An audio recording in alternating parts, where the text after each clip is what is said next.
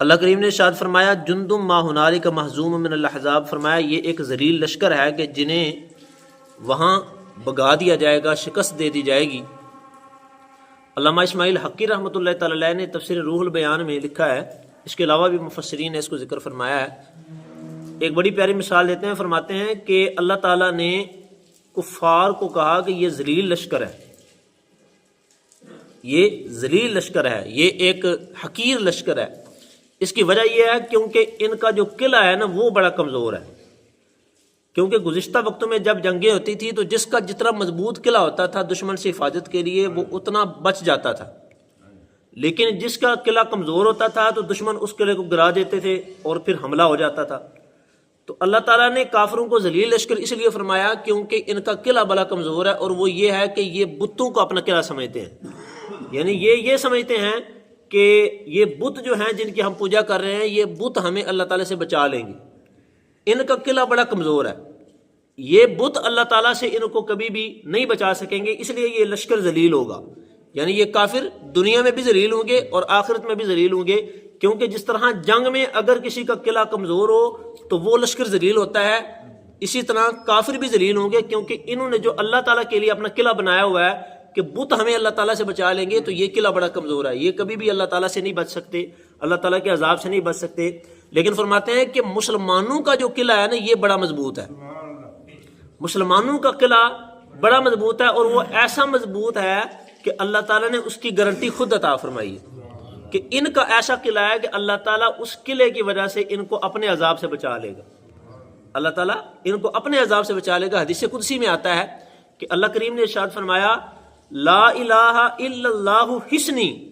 فمن قالها دخل حسنی وامن من عذابی، فرمایا کہ جس آدمی نے لا الہ الا اللہ پڑھا وہ میرے قلعے کے اندر داخل ہو گیا، جس بندے نے لا الہ الا اللہ پڑھا وہ میرے قلعے کے اندر داخل ہو گیا، اور فرمایا کہ جو میرے قلعے کے اندر آ جائے گا پھر وہ میرے عذاب سے بچ جائے گا۔ یعنی لا الہ الا اللہ پڑھنا یہ ایک ایسا قلعہ ہے کہ جس کی اتنی مضبوطی ہے کہ اللہ تعالیٰ نے خود اس کی گارنٹی عطا فرمائی کہ جو بندہ لا الہ الا اللہ پڑھے گا وہ میرے عذاب سے بچ جائے گا، یہ ایسا مبارک قلعہ ہے۔ اور ایک حدیث پاک میں آتا ہے کہ رسول پاک علیہ الصلوۃ والسلام نے ارشاد فرمایا من کان فی آخری کلامہ لا الہ الا اللہ دخل الجنہ، فرمایا جس بندے کا آخری کلام لا الہ الا اللہ ہوگا نا، دنیا سے جاتے ہوئے جس آدمی کی آخری بات لا الہ الا اللہ ہوگی، فرمایا اللہ تعالیٰ اسے جنت میں داخل فرمائے گا، اللہ تعالیٰ اسے جنت میں داخل فرمائے گا۔ میرے خیال میں ایک مرتبہ مل کر پڑھ لینا چاہیے لا الہ الا اللہ لا الہ الا اللہ لا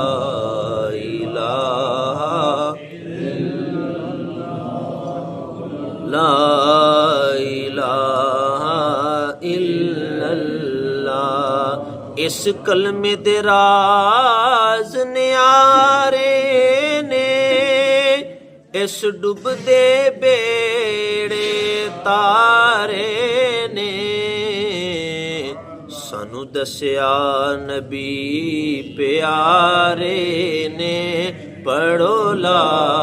الہ الا اللہ لا الہ الا اللہ لا الہ الا اللہ۔ تو یہ کلمہ اتنا مبارک کلمہ ہے، اتنا پیارا کلمہ ہے، اس کلمے کو اپنے دل کے اوپر لکھ لینا چاہیے۔ سیدی اعلیٰ حضرت امام احمد رضا خان رحمۃ اللہ تعالی علیہ آپ فرمایا کرتے تھے کہ اگر میرے دل کے دو ٹکڑے کیے جائیں، اگر میرے دل کے دو ٹکڑے کیے جائیں تو ایک ٹکڑے پہ لا الہ الا اللہ لکھا ہوگا، دوسرے پہ محمد رسول اللہ لکھا ہوگا، یعنی بندے کے دل پہ اس طرح کلمہ نقش ہونا چاہیے۔ مصطفیٰ رضا خان رحمۃ اللہ علیہ کا شعر فرماتے ہیں خدا ایک پر ہو، خدا ایک پر ہو تو ایک پر محمد، خدا ایک پر ہو تو ایک پر محمد، اگر قلب اپنا دوپارہ کروں میں، فرماتے ہیں اگر میں اپنے دل کو چیر کر دیکھوں گا تو ایک ٹکڑے پر لا الہ الا اللہ لکھا ہوگا اور دوسرے پہ محمد رسول اللہ لکھا ہوگا، ایک پہ اللہ کا نام ہوگا دوسرے پہ رسول پاک علیہ السلام کا نام ہوگا۔ یہ کلمہ اتنا عظیم ہے کہ جس کا آخری کلام لا الہ الا اللہ ہوگا تو حدیث پاک میں آتا ہے کہ اللہ تعالیٰ اسے جنت میں داخل فرمائے گا. تو زندگی کے اندر بھی اس کلمے کو اپنی روٹین میں شامل کرنا چاہیے تاکہ جب مرنے لگیں تو اس وقت بھی ہماری زبان پہ یہ کلمہ جاری ہو جائے. اللہ تعالیٰ کی بارگاہ میں دعا ہے اللہ تعالیٰ ہمیں اسی کلمے پر جینا نصیب فرمائے.